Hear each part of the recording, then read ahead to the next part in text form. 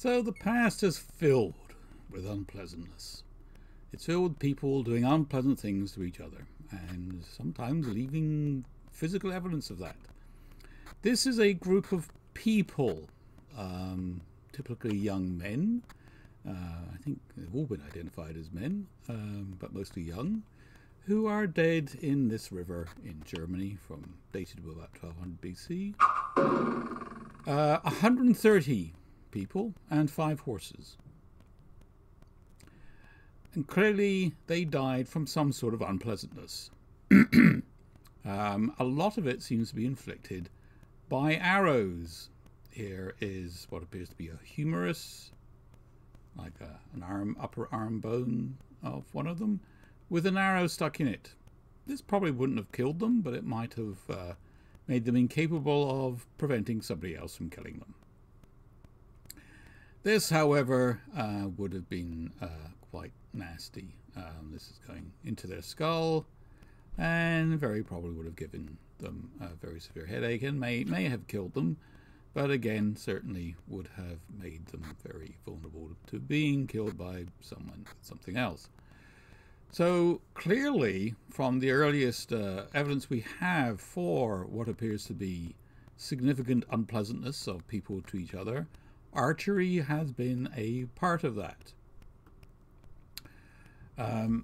I've shown you this before. Again, an early depiction of people being unpleasant to each other. The stele of Naram Sin from the Akkadian period of the late 3rd millennium. And here we have Naram Sin himself in his very nice little sarong thing going on here. And a bow, you see. He has an axe over here. He may have a dagger, as I said before, as main weapons at this time. But it's with his bow and this rather long arrows for this bow that he seems to be inflicting unpleasantness on all these people who are all falling down here with arrows in them, defeated by Naram Sin and his men, who are probably just following along to be supportive as he kills everybody with his bow and arrow.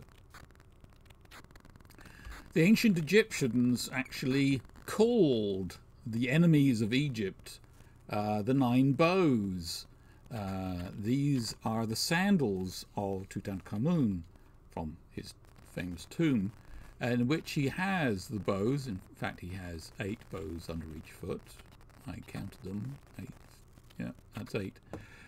Maybe there's another one under here somewhere, in which he is metaphorically standing upon the enemies of Egypt. You see, it's his sandals, he's standing on the 9 bows, or the 8 bows in this case. And these are apparently the Hanwenbu, who are northernmost foreigners.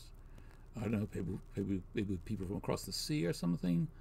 The Shat, who are people in Nubia, some people in Nubia. The Tashima, who are from the south, which I thought was Nubia, is obviously somewhere else. The Seket Yamu, unless that's an L. The people of the desert Oases, so that's people out in the desert. The Tamehu from the Delta, who are obviously not Egyptians from that part of the world. The Pejet Shut, who are foreign barbarians. I really don't know if this has been translated properly. The Tahenu, who are supposedly Libyans. The Yuntu Seti, who are again more Nubians from the Sudan. The Mintu Setet, who are supposedly nomads of Asia, and the Ket Hesi, who are supposedly Hittites, which sounds a bit more reasonable.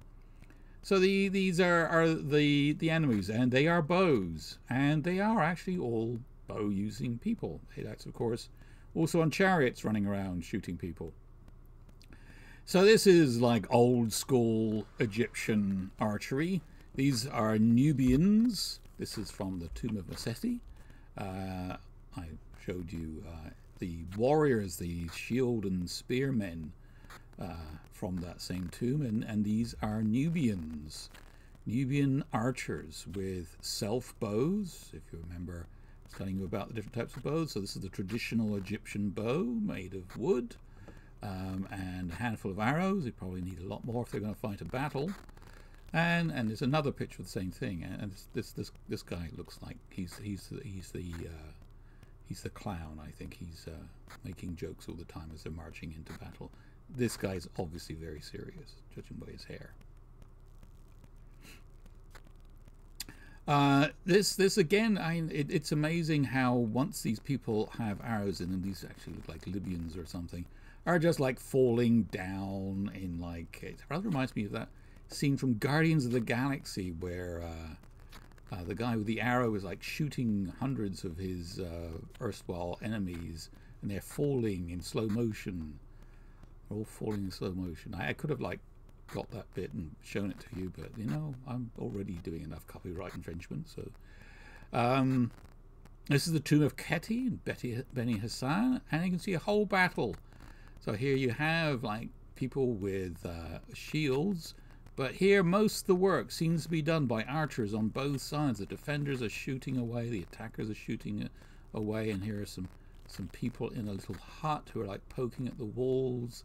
Of course, they have to be covered by something because of the people shooting at them. It's all about the archery. And so there are actually depictions of people learning, you know, young lads learning how to do archery. And it's not so young lad learning to do archery. And you can see they have, these are actually self bows, which are bent. And we shall get into how you bend a wooden bow. And here we have practicing archery from a chariot. So all of this thing would be being able to shoot would have been something they would have practiced at all of the time, certainly very regularly, in the tradition of archery in medieval England, which I know quite well, of course. It was required that every able-bodied man go out with his bow and arrow and shoot every Sunday in order to have the skill to shoot a bow, because it's a very skilled thing, as you will know if you've ever tried it. And if you haven't tried it, you'll have to believe me. I've shown you this image before as well. These are here. They are crafting chariots, and these are actually composite bows. I told you a bit about the different types of bow last time. So these are made of have a wooden core and sinew and horn in different amounts, and these actually came with the chariots. So they came from Asia along with the chariots, and were used alongside the self bows, the traditional Egyptian bows. So here he has an adze, remember the adze, and he's working away at that. And this chap is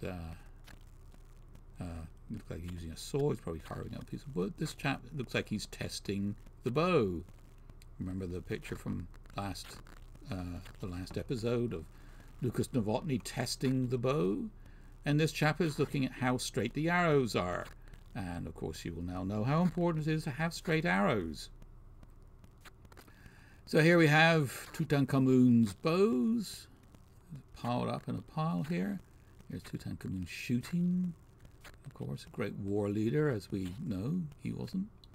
Knocking down all this great big pile of enemies who he's running over with his horse and shooting at with his bow while his army just says, "Go, Tutankhamun!"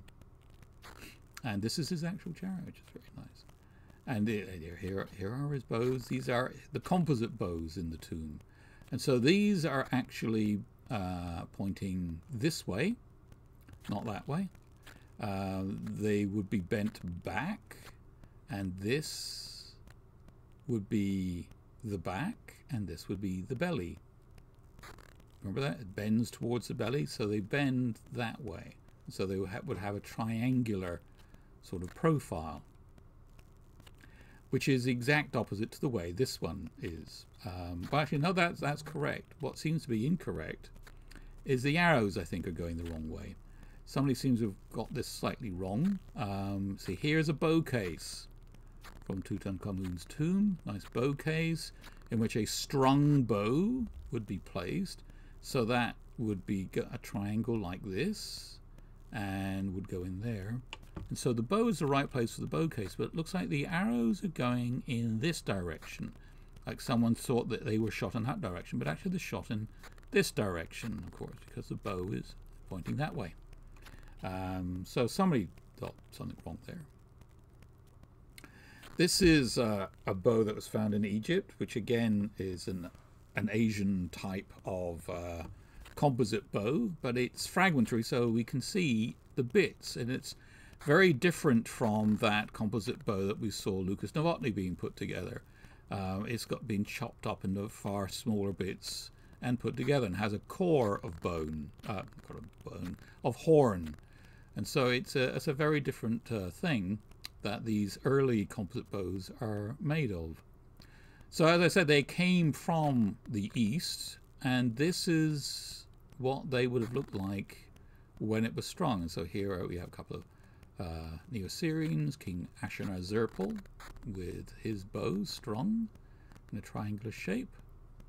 And again, chariots. So here we have Ramesses II at Kadesh. Remember that? Using the recurved bow. It says this is the, not recurved, probably here. It just looks like a round thing at the moment, but this would have to be the composite bow.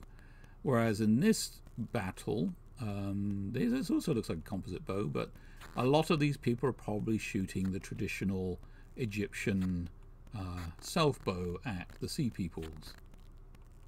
And here's Ashurnazirpal again shooting things with his bow. So the Neo-Assyrians, as I'm trying to give you the impression, everyone was kind of into the archery once they started deciding warfare was a big and important thing. And they realized that although it's a big and important thing, it means, you know, if you just have people banging against each other, you just, whoever has got the biggest army will tend to win. Whereas if you have archery, then it might be the people who are better supplied with more arrows and better bows will win. And so organized people start to find that very attractive. So the Neo-Assyrians found that very attractive. They were very much into warfare. And so their bows were composite bows. And here you can see in this siege that there's this big shield thing that this other chap is following, and there's another guy waiting to fight off any attacker. But what's really going on here are archers are hiding behind here and shooting at people they're besieging. So archery was a big thing, and here we have a very similar thing going on, only with pointy hats, and slingers, which I'm actually not talking about at all, but never mind. Slingers and archers hiding back here. And here we have again a Neo-Assyrian battle going on with the defenders shooting at the Neo-Assyrians, and the Neo-Assyrians knocking down the walls. And here we have knocking down the walls again. So lots of shooting. So the Neo-Assyrians eventually got into horse archery, which of course they got off of the steppe peoples, and as I mentioned with the horse lecture, at first they couldn't do both at the same time, and they had to have a buddy carrying, steering their horse that they were riding on and shooting from, and then they worked out how to do it properly like the Scythians, although they couldn't seem to carry the arrows at the same time. However, these are Achaemenids now. Archery wasn't just for people on horses. It was also for foot people, warriors on foot. And these are the so-called Immortals. They were called the Immortals. The warriors of the Achaemenids during the height of the Achaemenid Empire. And as you can see, they are spearmen and bowmen. So they're like dual purpose. So the Greeks weren't so keen on archery.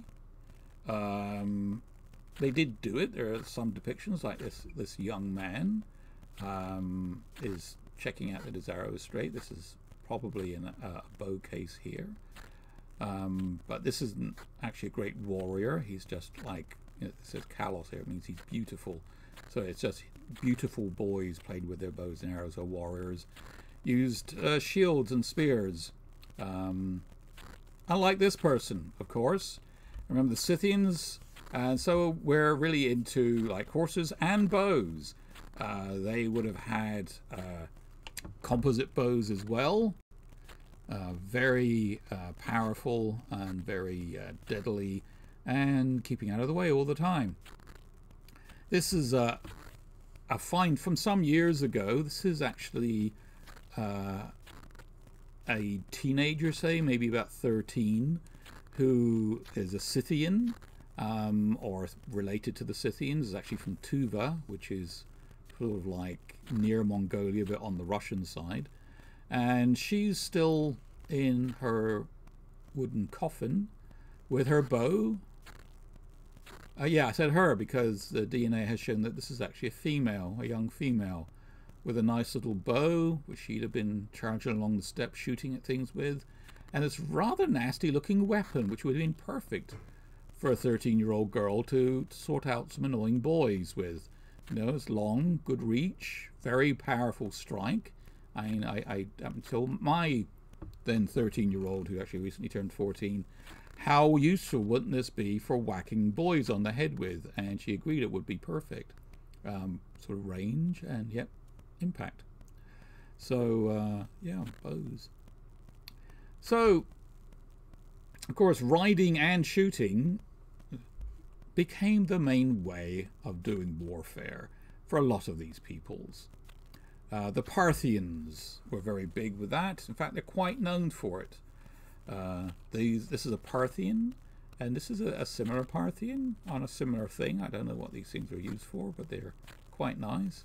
So here we have a Parthian, nice big bushy beard, looks a bit like me at the moment, shooting at his composite recurve on top of a horse, big quiver filled with arrows, lots of arrows. And here's another one. His arrow case will be on the other side. He has a small sword here, and he's like shooting away.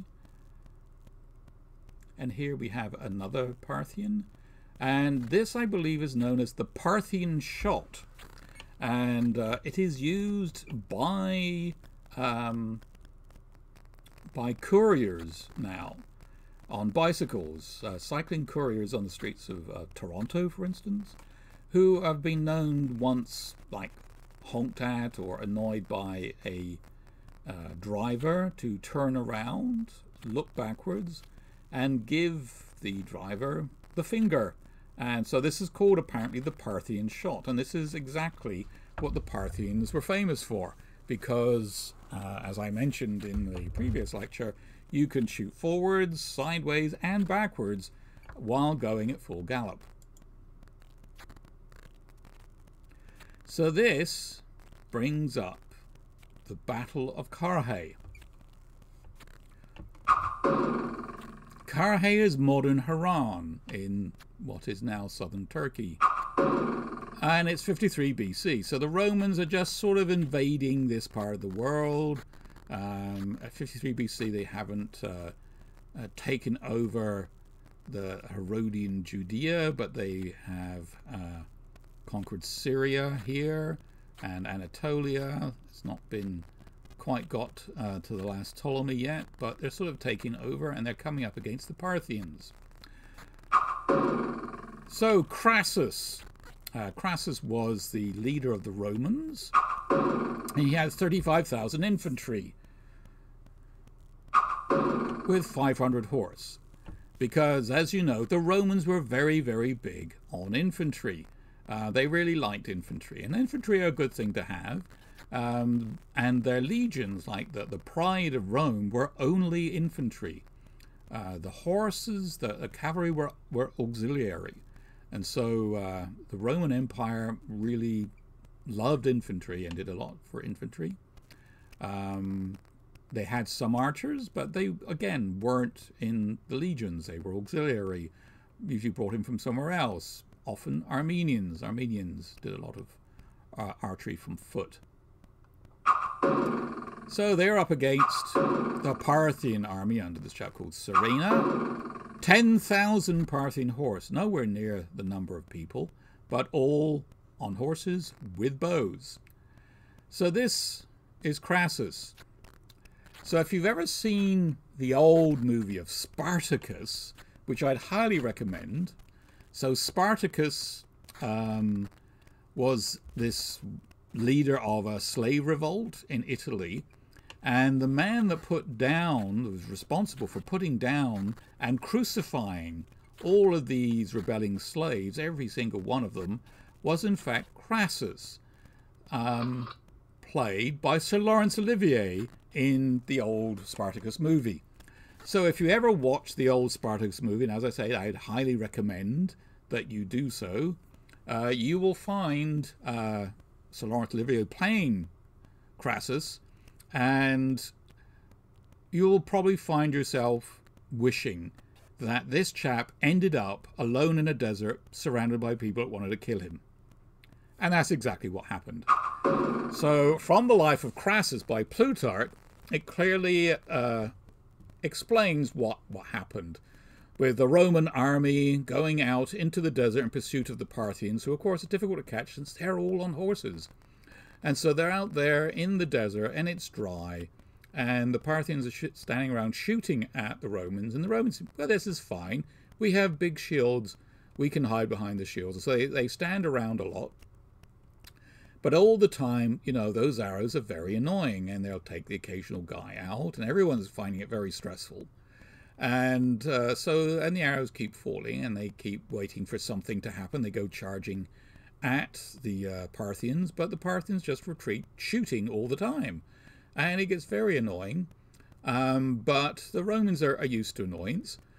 But it's only when they realize after a while that the Parthians not only have horses with men on them carrying bows shooting at them, they have camel trains. So long lines of camels, and what they have on the camels are arrows. And so they are being supplied with thousands and thousands of arrows. So it's not fair to just say 10,000 Parthian horse. We're also looking at tens of thousands of Parthian arrows. And so they provided all of the arrows that the Parthians needed to defeat the Romans. And eventually the Romans couldn't handle it anymore, and they kept charging, they kept running away, and they got being picked off, and eventually they were massacred. And Crassus died in the desert, surrounded by his enemies. So just remember that if you ever watch Spartacus. So of course another useful thing to do with arrows is to catch the arrow of your adversary when they are shooting at you, then shoot it back at them. This is unlikely.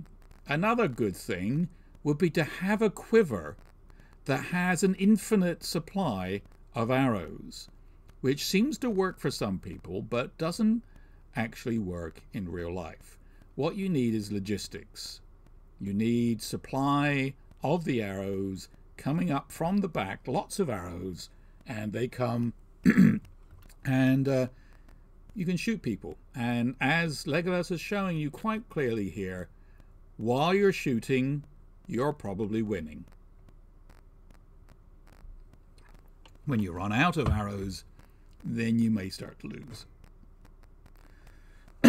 So remember Dura Europos? Yes, I love Dura Europos, but it's also a very important site. And at Dura Europos, this is from the Mithraeum, we have lots of images. And of course, this is Rome. This is part of the Roman Empire. And so what they're depicting are people in the Roman Empire. And here we can see this chap. Basically, he looks like a Parthian, but he's not. He's a Roman. And so by this time, the Roman army had become a cavalry army with exactly the same equipment as the Parthians. Here's another one, a private house with an archer going out hunting, big quiver of arrows. And here more. These are graffiti scratches on a private house, where here's again, so it looks like someone going hunting with a big quiver of arrows. Far more than you need going hunting. Basically, if you miss the first time when you're hunting, you don't get a second shot. So like a handful of arrows is enough. You have a big quiver like this because you're hunting people. And of course, people in heavy armor fighting from horses, which of course you need when you have a whole bunch of crazy guys running around trying to shoot you. So that became what the Roman army looked like. This is what the Roman army looked like a little after they lost Dura Europos to the Sasanians. And of course the Sasanians were also very big on the riding horses or camels, anything really, and shooting at people. Muhammad, blessings be upon him, had his bows. Archery is a big thing in Islam. It is thought that the space between the archer and the target is a part of paradise, and it's considered to be a spiritual activity. Muhammad had recorded having 3 bows.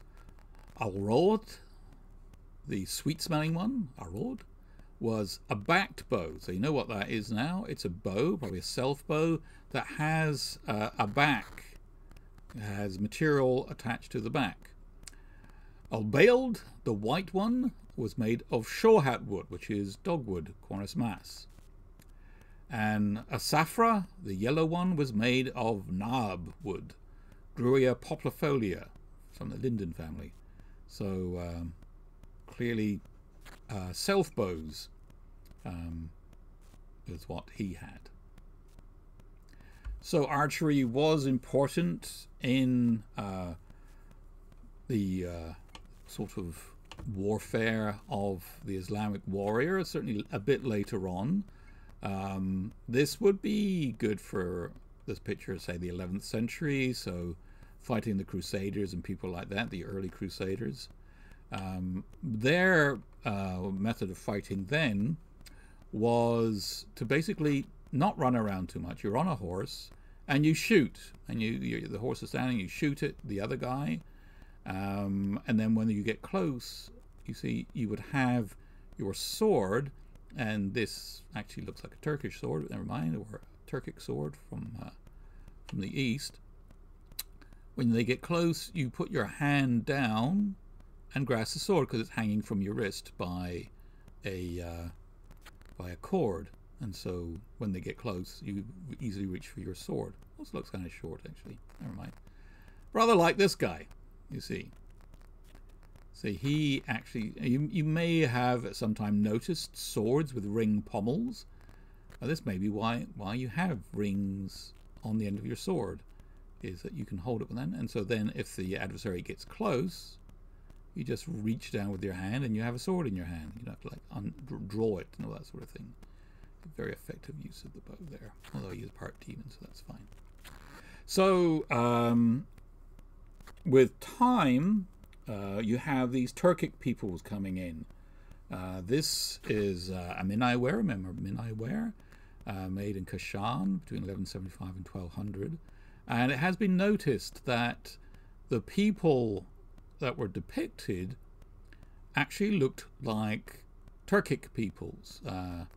People from Central Asia who were basically running the shop at that time. You had the Seljuks who were from Central Asia, Turks from Central Asia, and so they looked like Central Asians, and so people are depicted as Central Asians with round moon-like faces.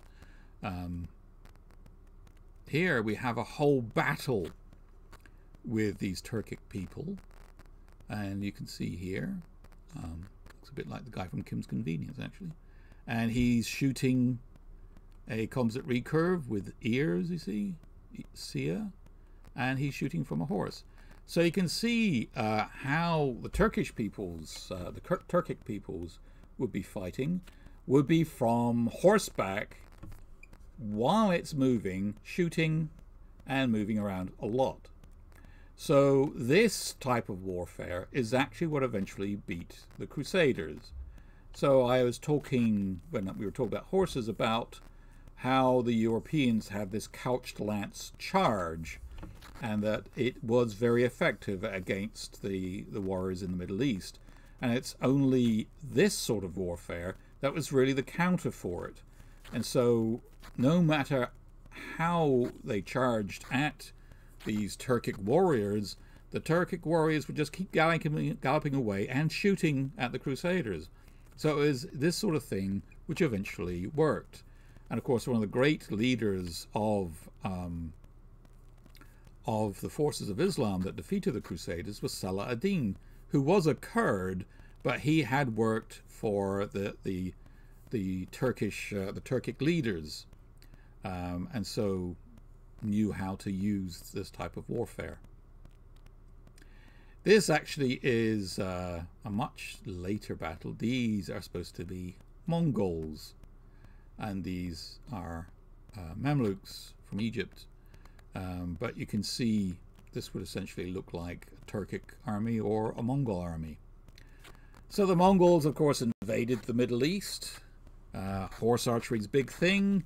Again, composite recurves and horses. And so this depiction painted in Tabriz in the early 14th century, when the Mongols were still doing their thing, so it's probably quite accurate. And you can see horses charging at full speed at each other, and the Mongols shooting all the time. It's basically mostly running around at high speed shooting at each other, and that's why you need to be able to shoot things. And you can see the only person who's actually being hurt on this battlefield is this chap who has an arrow right in his face.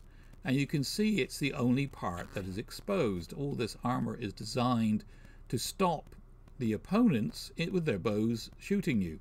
And so they have to be very good. So again, this is probably about the size of your face. And so this guy has shot him from a very great distance. And so that's archery warfare. And with our last lecture, we shall look at what happened next.